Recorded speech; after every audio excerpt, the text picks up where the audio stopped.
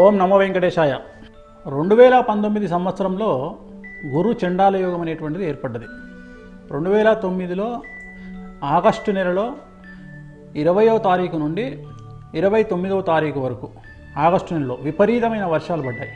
కర్నూలు ప్రాంతము పూర్తిగా నీట మునిగింది. మనకు ఆ సంవత్సరం సెప్టెంబర్ 2వ తేదీ నాడు రాజశేఖర రెడ్డి గారు చనిపోవడం మనం గమనించాల్సి ఉంటుంది. 2009 సంవత్సరంలో సుమారు 7 సంవత్సరాల తర్వాత 2016లో సెప్టెంబర్ నెలలో మళ్ళీ అదే సంఘటనలు మనకు పునరావృతమయ్యాయి. అయితే ఇక్కడ ఒకటి గుర్తుంచుకోవాల్సిన విషయం ఏమిటంటే 2016లో కూడా సింహరాశిలో గురు చండాల యోగం అనేటువంటిది నడుస్తూ ఉంది.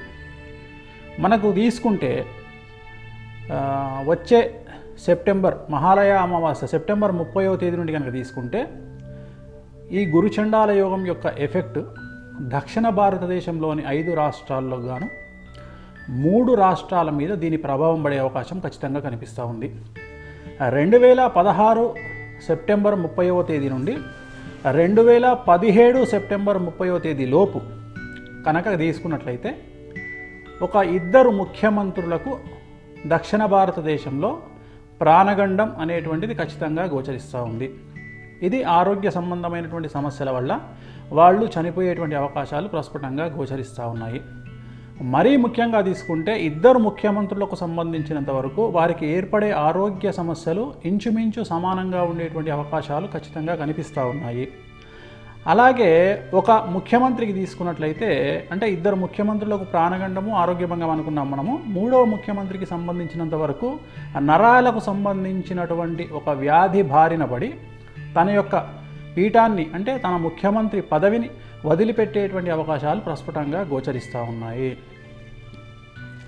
మరీ ముఖ్యంగా ఏదైతే ముఖ్యమంత్రులు మనం ప్రాణగండం ఉంది అని అనుకుంటున్నామో ఆ ముఖ్యమంత్రులు చనిపోయిన తర్వాత వారి రాష్ట్రాలలో ఒక అనిశ్చితి రాజకీయ అనిశ్చితి ఏర్పడేటువంటి అవకాశాలు కనిపిస్తూ ఉన్నాయి.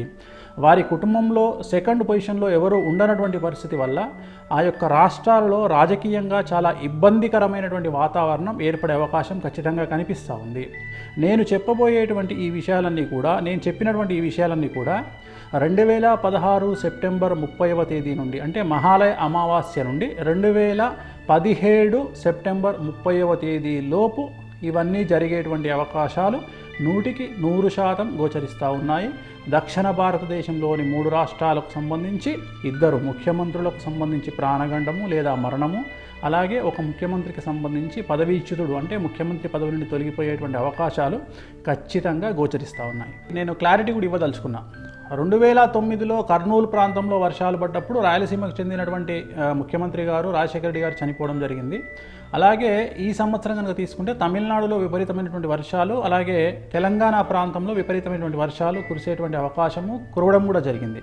దీని కారణం చేత మనం ఊహించగలుగుతాము ఎవరికి ఈ ప్రాణగండాలు ఏర్పడనున్నాయి అనేటువంటిది కూడా మనం కొద్దిగా గొప్ప అంచనా వేయగలుగుతాము. కాబట్టి వాళ్ళు జాగ్రత్తలు తీసుకుంటే సరిపోతుంది.